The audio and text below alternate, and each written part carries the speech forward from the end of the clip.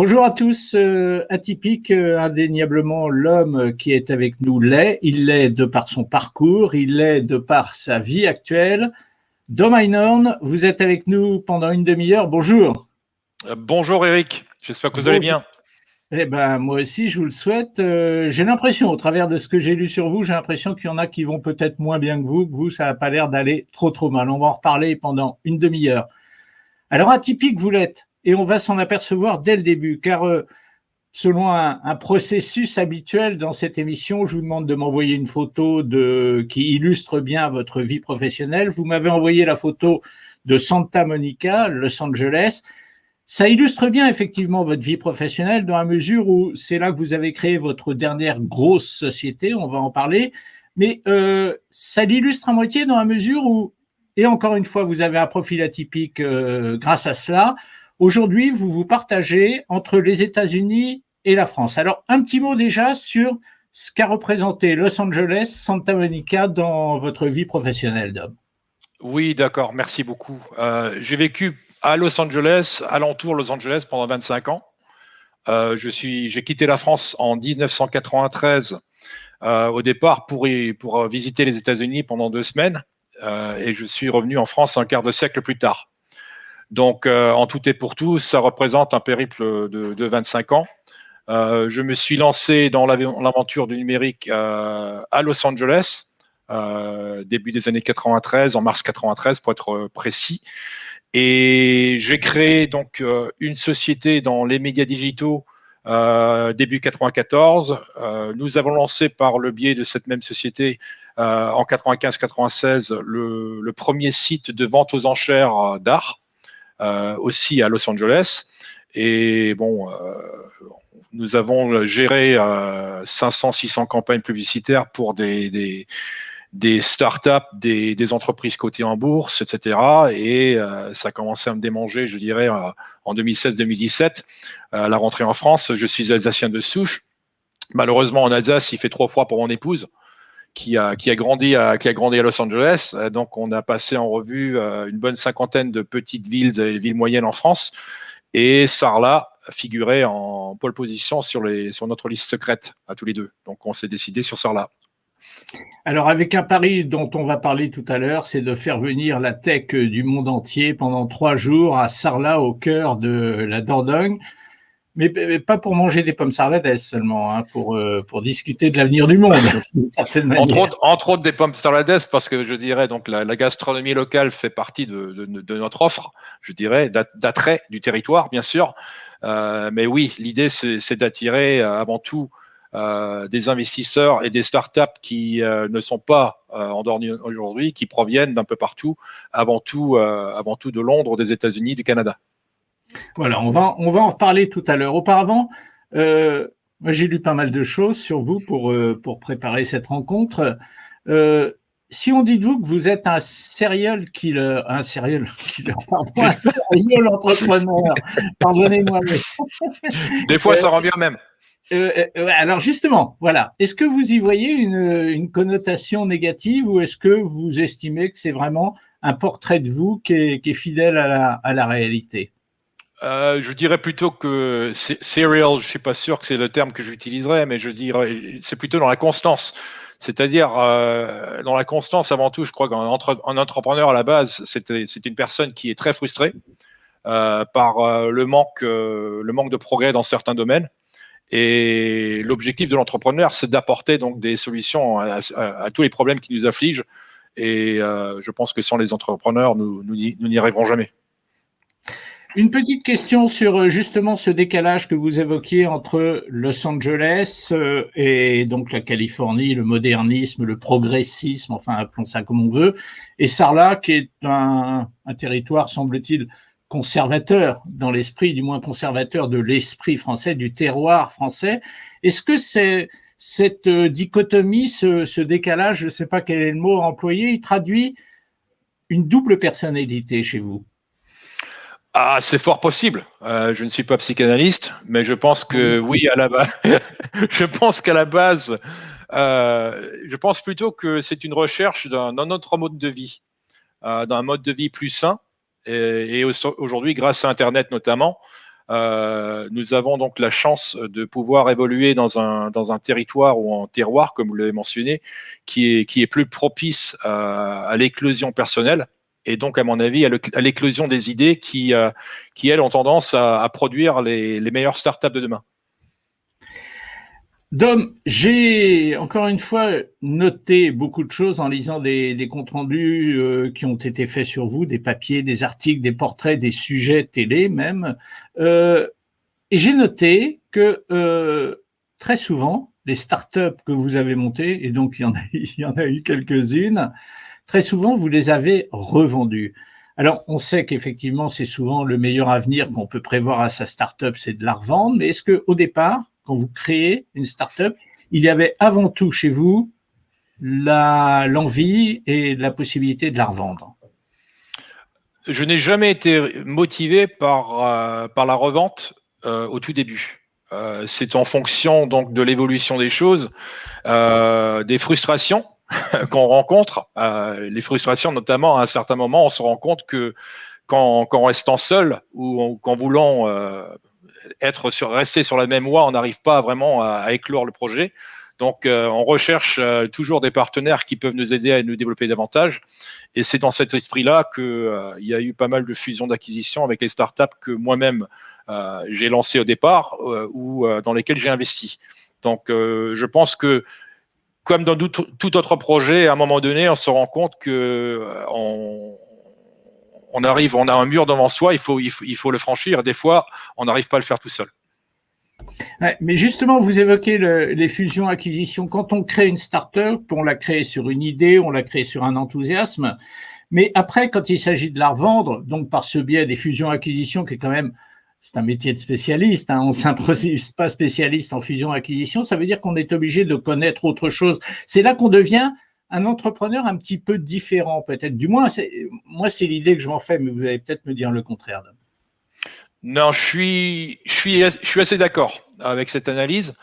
Et je pense que, bon, au départ, quand j'ai démarré ma première startup, j'avais 23 ans. Donc, notamment, je n'y connaissais strictement rien en fusion-acquisition. Je ne savais même pas, je n'ai jamais entendu le terme série A, etc. Donc, c'était en fait mon premier investisseur. Je l'ai endormi quand je lui ai parlé de mon projet. Et ensuite, quand lui m'a parlé de ses aspirations d'investisseur, c'est lui qui m'a endormi par la suite. Donc, 25 ans plus tard, je m'y connais quand même un peu mieux. Mais je veux dire que la dynamique, elle a évolué au cours du dernier quart de siècle, où aujourd'hui, vous avez des entrepreneurs qui s'y connaissent quand même assez bien des deux côtés, ce qui n'était pas mon cas du tout. Moi, j'étais avant tout entrepreneur au départ. Je suis devenu investisseur durant les business angels, durant les 10-12 dernières années. Et je suis plus agressif, bien sûr, de nos jours, parce qu'il y a beaucoup plus d'opportunités, notamment en raison du Covid, où on voit quelques aberrations dans le domaine des startups qui ne devraient pas exister et qui, logiquement, n'existeront plus une fois que les problèmes seront résolus. Je vais vous poser une question de béotien. Est-ce que la revente d'une start-up, c'est finalement le moment le plus excitant? Parce qu'il s'agit de donner à une société une valeur, du moins dans les yeux de celui qui est pressenti pour la racheter. Il s'agit de lui donner une valeur que peut-être on n'a pas réussi à lui donner professionnellement les années précédentes. C'est forcément le cas, je crois. Je pense que en ce qui concerne l'entrepreneur, c'est l'aboutissement d'un projet. Pour ce qui est de mon cas personnel, j'ai toujours le moment où j'ai revendu une société que j'ai créée, j'avais déjà autre chose en tête. Donc, c'est-à-dire que j'étais un peu limité dans ce qui m'excitait dans la vie et je recherchais donc un nouvel élan. Et très souvent, je dirais, avant une revente, quelle que soit la revente, si on remonte en amont de 12 mois, il y a déjà une idée qui commence à prendre forme dans l'esprit de l'entrepreneur, ce qui lui dit que peut-être qu'il y a de la valeur ajoutée à chercher ailleurs. On va parler tout à l'heure, hein, bien sûr, de votre présent. Votre présent, en fait, bon, il y a la conférence que vous organisez à Sarlat, et puis il y a toujours la société Unicorn qui, elle, est donc basée à Los Angeles et dont vous vous occupez en voyageant notamment entre les deux, mais dont vous vous occupez beaucoup de la France. Mais on va parler également de ce qui s'est passé avant. J'ai noté également on en a brièvement parlé tout à l'heure, mais vous avez créé des sociétés je regarde mon papier, à Londres, à Berlin, à Los Angeles. Qu'est-ce que vous avez pu observer comme différence entre ces différents pays quand il s'agit de créer une société, qu'on est entrepreneur dans ces pays-là? D'abord, je vais adresser la différence entre la France et les autres pays alentours. C'est qu'en France, il y a énormément d'aides, je dirais, gouvernementales ou semi-gouvernementales au tout début, à l'amorçage. Donc en France, on encourage les idées par des organismes comme la BPI.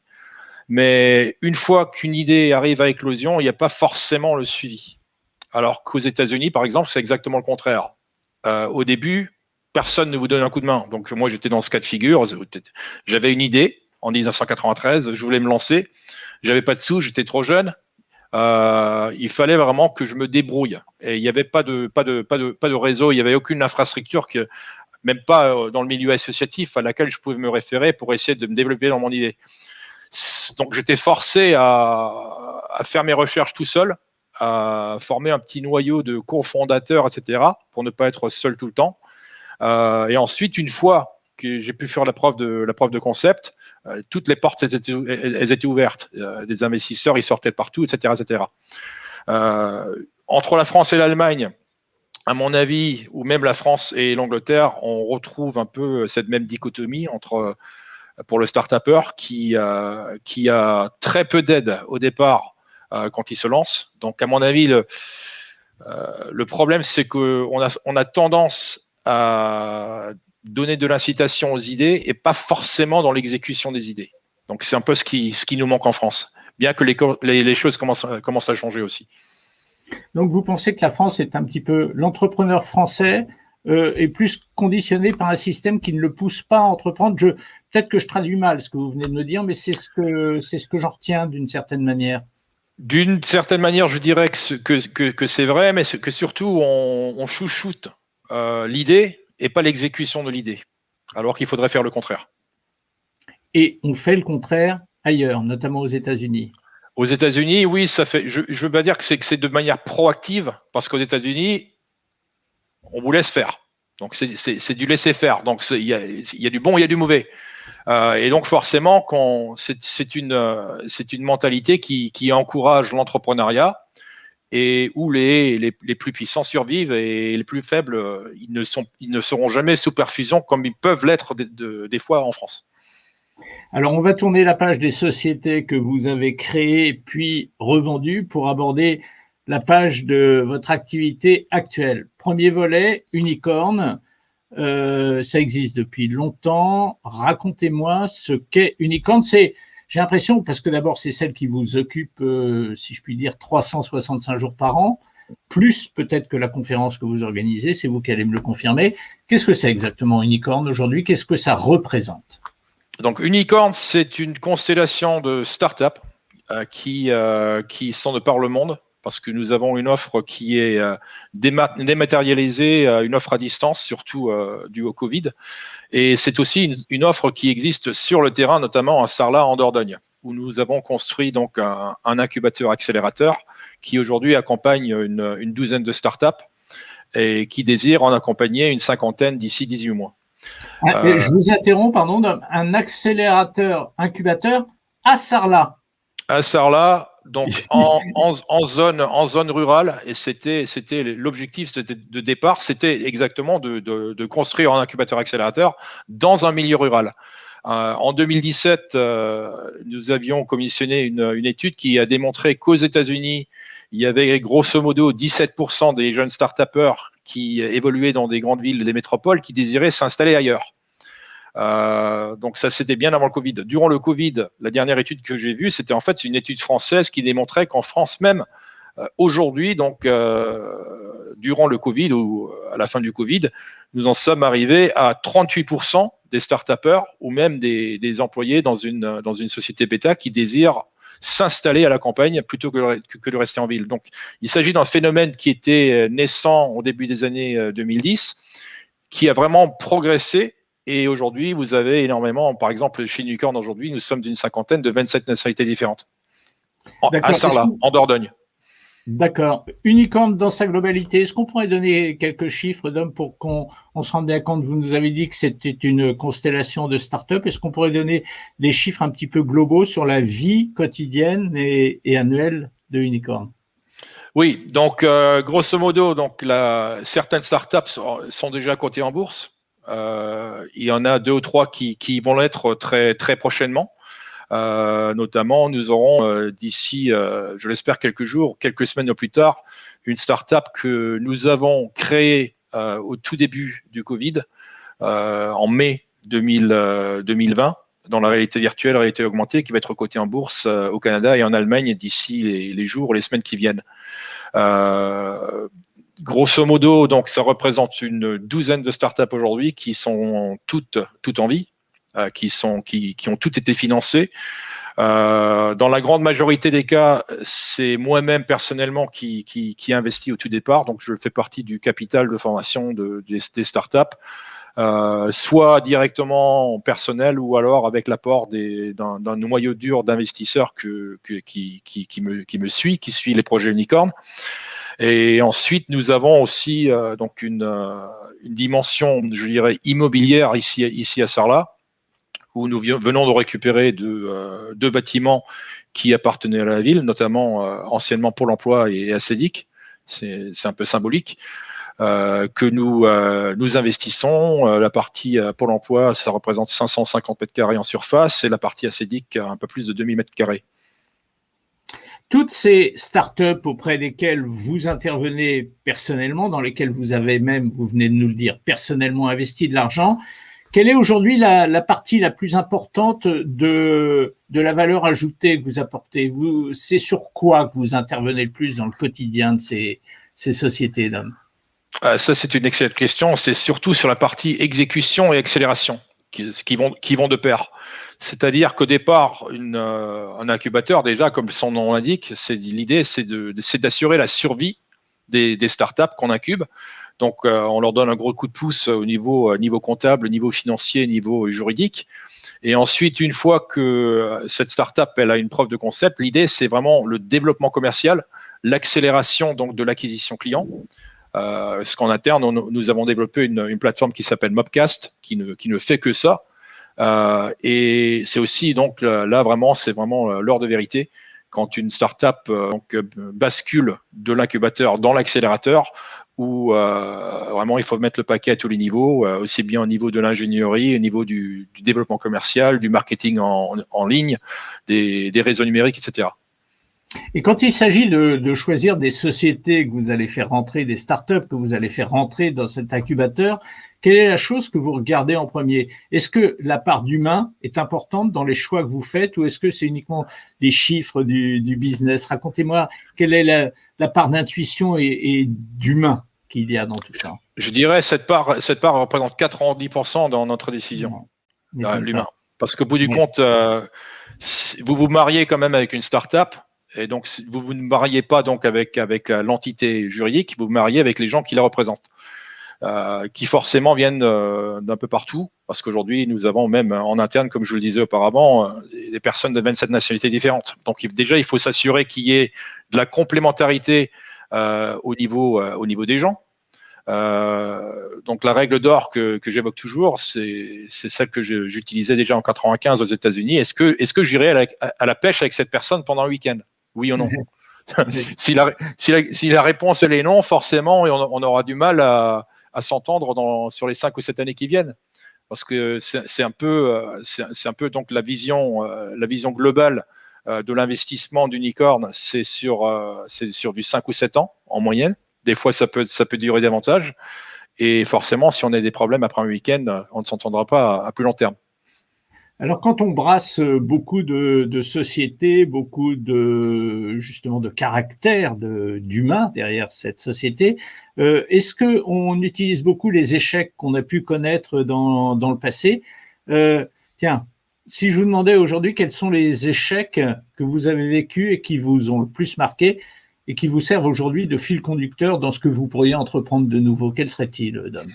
Déjà, il faut être conscient du fait que tout entrepreneur, moi-même y compris, nous avons plus d'échecs que de succès. Donc, en fait, l'échec, ça fait partie de la formule magique qui conduit à un succès. Et je pense que c'est cette notion d'échec qu'on a du mal à comprendre vraiment en France, comparé à d'autres pays, notamment les États-Unis, où vraiment on accepte l'échec. En France, je ne sais pas si c'est toujours le cas, mais je me souviens des années 90. Si vous aviez un chèque en bois, etc., vous étiez banni des institutions bancaires pendant une dizaine d'années. Là, aux États-Unis, en l'espace de 6 mois, vous réglez le problème, ou même moins. Donc, il y a quand même cette notion que l'échec, ce n'est pas un échec fatidique et qu'il faut il faut échouer plusieurs fois pour réussir. Notamment quand Thomas Edison, on lui avait posé la question comment lui, il avait pu développer la fameuse ampoule, alors que d'autres avaient échoué 1000 fois avant lui. Sa réponse, elle était bien simple. C'est que finalement, il n'y avait plus d'échec possible parce qu'il avait tout fait pour échouer. Donc, après 3000 essais, finalement, il y avait eu 100 succès à la clé. Donc, je pense que la notion d'échec, c'est une notion qu'il faut revaloriser. Parce que, bon, dans n'importe quel domaine, aujourd'hui, surtout dans la tech, l'idée, c'est d'échouer le plus rapidement possible. Parce que quand on échoue rapidement, ça revient moins cher. Donc, les échecs, un peu, il faut cocher les cases. Voilà, on a un prototype, que ce soit un produit ou un service. Ceci ne marche pas, ceci ne marche pas, ceci ne marche pas. Bon, bon, bon, bon, bon. On coche les cases. Et c'est là, on revient vers des métriques que vous avez évoquées auparavant. C'est vraiment là où il faut mettre le paquet au niveau des métriques. Parce qu'il ne faut pas. Je veux dire, le pire des échecs, c'est celui dont on ne s'en rend pas compte. Parce qu'on continue à échouer, etc., sans le savoir. Donc, quand on mesure, aujourd'hui, nous sommes dans une société où on peut tout mesurer, quasiment en direct. Et c'est en mesurant donc le progrès d'un projet et en mesurant les échecs qu'on arrive à s'en débarrasser. Donc, à mon avis, c'est donc une idée fondamentale sur laquelle il faut se baser quand on est entrepreneur. Parce que quand on est entrepreneur, on a un seul objectif, c'est de résoudre un problème. Et forcément, le problème, il existe. Si je sors d'ici et que je me balade un peu dans les rues de Sarlat, j'en vois partout des problèmes qui n'ont pas été résolus depuis 50 ans. Et c'est pareil dans les autres villes. Donc j'encourage fortement aux entrepreneurs de s'investir dans leur municipalité, dans leur localité, d'identifier ce genre de problèmes et de systématiquement d'aider à les résoudre. La culture de l'échec, elle n'est pas suffisamment présente, c'est ce que vous venez de me dire en France. Du coup, ça impose une perfection quand on fait quelque chose en France qu'on n'a peut-être pas besoin d'avoir ailleurs, dans la mesure où ailleurs, bon, on sait que l'échec, il fait partie du deal de départ. En France, ça veut dire qu'on doit être plus pointu sur tout si on ne supporte pas l'échec. C'est sûr. En fait, je viens de quitter un entretien avec un jeune homme qui, à 20 ans, était videur de boîte de nuit, qui aujourd'hui est chef d'entreprise. Mais tout le monde se souvient du gars qui était videur de boîte de nuit, mais c'est comme si on avait, c'est un gros branding, quoi. Donc, c'est un tatouage, un tatouage sur la tête il n'arrive pas à s'en défaire, même 20 ans plus tard, alors qu'il a énormément de succès. C'est un entrepreneur de première classe, mais il restera toujours dans l'esprit de certains le videur des années 80. Ouais, c'est dur d'enlever l'image. Hein. Ouais. Startup Super Cup, Dom. Ça, c'est votre quotidien actuel, sarladais. Une conférence, on le disait au début, mais on va creuser un petit peu, une conférence au cours de laquelle vous faites venir la tech du monde entier à Sarlat. Ce qui n'est pas facile d'ailleurs, parce que Sarlat, c'est quand même loin de tout aéroport, ou du moins pas très près. Oui. Racontez-moi un petit peu tout ça. Donc, c'est une idée qui est démarrée il y a environ 1 an, au début du Covid, où nous nous étions dit que nous ne devions pas être les seuls à rechercher un endroit au vert pour développer son affaire. Et beaucoup de discussions avec des investisseurs, d'autres intervenants, etc., qui nous suivent. Donc, on a un réseau qui est quand même assez développé sur Unicorn. Que au départ, quand moi j'avais quitté Los Angeles pour m'installer à Sarlat en Dordogne, beaucoup de gens se posaient des questions, pourquoi, comment, c'est où, etc., etc. Et rapidement, s'est développé donc une dynamique d'attraction du territoire, je dirais, que nous désirons développer par le biais d'un événement majeur, donc la Startup Super Cup, qui attirera grosso modo 1 millier d'investisseurs accrédités, une centaine de startups, les médias, sur Sarlat du 1er au 3 octobre. C'est un week-end, vendredi, samedi, dimanche, dans 5 mois, où nous présenterons aussi bien l'écosystème unicorn que les startups qui en font partie. Une dimension plus régionale avec l'apport de la région Nouvelle-Aquitaine, qui elle-même va présenter une vingtaine de ces startups, leurs pépites les plus prometteuses. Malte, l'île de Malte, qui par le biais de son projet tech.mt, qui est un projet pure tech, va elle aussi s'investir dans la Startup Supercap. Mais l'idée vraiment, c'est durant le cours d'un week-end, d'attirer aussi bien les investisseurs que les start-upers qui puissent se rencontrer, tout en faisant un travail en amont qui sera très prononcé, afin de pouvoir en fait clore du deal durant le week-end, plutôt que d'en parler et de repartir chez eux. Voilà, c'était un peu la question que j'allais vous poser. Qu'est-ce que vous en attendez véritablement comme résultat de ces 3 jours du début du mois d'octobre? Donc l'idée là, c'est d'y aller avec du métrique, c'est-à-dire que avec un bon millier de personnes, dont une grande partie d'investisseurs accrédités, avec un ratio d'investisseurs start-upers de 8 contre 1, ce qui est très difficile à trouver ailleurs. En règle générale, vous voyez du 2 contre 1, 3 contre 1 dans les autres événements. Là, vraiment, vraiment le paquet est mis sur l'attraction pour les investisseurs, en leur disant, voilà, il y a des startups prometteuses que nous avons analysées selon nos propres critères, qui seront ici présentes sur le terrain, dont certaines, il faut le dire, aujourd'hui, ont déjà attiré de l'investissement depuis quelques mois. Et en fait, les investisseurs qui n'ont jamais rencontré les startupers à cause du Covid vont pouvoir les rencontrer, alors qu'un deal a déjà été clos. Donc, il y a énormément de travail dans l'arrière-plan de mise en relation qui est en train d'être fait, et où des startups qui sont présentes, notamment 4 ou 5 d'entre elles, ont déjà attiré de l'investissement par les investisseurs qui n'ont jamais rencontré. Moi, je me pose une question durant ces 3 jours. Est-ce qu'il n'est pas au moins aussi important pour vous de faire découvrir non pas le savoir-faire en matière de business des Français, mais le savoir-vivre français au cœur du Périgord? Tout à fait, ça fait partie donc de l'attraction du territoire que nous mettons en exergue par le biais de certaines vidéos. Donc nous avons une équipe vidéo dédiée à la promotion de l'événement.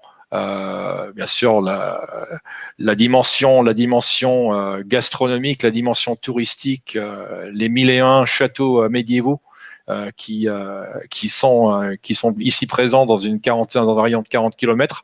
Tout ça, ça fait partie de l'offre. C'est d'ailleurs ce qui nous a convaincus de nous installer ici au départ.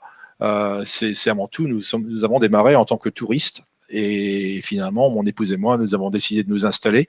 Et aujourd'hui, durant le Covid, nous avons triplé nos effectifs au sein d'Unicorn en France. Nous sommes passés d'une douzaine de personnes à plus de 40. Mais faire du savoir-vivre français, de la douceur de vivre française, un outil de l'investissement en France, c'est parce que par exemple, quand vous allez vendre Sarlat, vous vendez exactement le contraire de ce que vous aviez dû vendre quand vous étiez à Londres ou à Los Angeles, non? Ça, c'est une question très intéressante. Je dirais oui et non. J'en reviens à ma décision personnelle au départ, après 25 ans à Los Angeles, où je passais des fois 4 ou 5 heures sur les autoroutes par jour. Je me suis dit, si j'arrive à m'en défaire, numéro 1, j'aurai un mode de vie qui sera plus agréable. Et numéro 2, si je le désire, je peux réinvestir ce temps gagné dans l'outil productif. Et c'est exactement ce qu'on a fait. Donc oui, je bosse probablement plus d'heures durant la semaine qu'à Los Angeles aujourd'hui, mais c'est plus agréable. Je dirais, quand vous prenez certains de nos ingénieurs qui sont en provenance du Panama, au Panama aussi, ils se déplaçaient 3 ou 4 heures par jour. Aujourd'hui, ils se déplacent pendant 5 minutes à pied, ils déposent leur gamin à l'école et les récupèrent en rentrant. Donc c'est beaucoup plus agréable. 2 petites questions rapides parce qu'on est en train de déborder, ce qui n'est pas très grave, mais on va essayer de pas trop déborder. Première question, est-ce qu'il n'y aurait pas eu le Covid? Est-ce que vous auriez fait ça? Ah, tout à fait, parce que nous l'avons fait avant le Covid. En fait, le Covid, ça n'a fait qu'accélérer un processus qui était déjà en cours.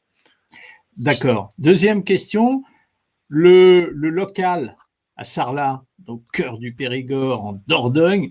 Le local, il est pas rude, rugueux, mais il est ancré dans le terroir. Comment il vous a accueilli, le local, quand vous êtes arrivé là-bas, avec votre nom à consonance allemande et votre passé, passé partout dans le monde, vos années passées partout dans le monde? Comment il vous a accueilli? Je viens d'apprendre ce matin même que, apparemment, j'ai le surnom d'extraterrestre. Donc, ce qui est pas trop mauvais. Donc, l'avantage, c'est que E.T. ne rentrera pas chez lui. Il va rester. D'accord. Ben, c'est une bonne conclusion, Dom. C'est vrai que c'était intéressant de parler avec vous. Je vous cache pas qu'on n'a jamais eu de cas, entre guillemets, identiques aux vôtres. Bravo pour ce que vous faites, bravo pour votre courage et bravo pour votre enthousiasme. Et puis merci surtout d'avoir été avec nous aujourd'hui. Merci à vous de me recevoir. Et bonne continuation, à bientôt. De même.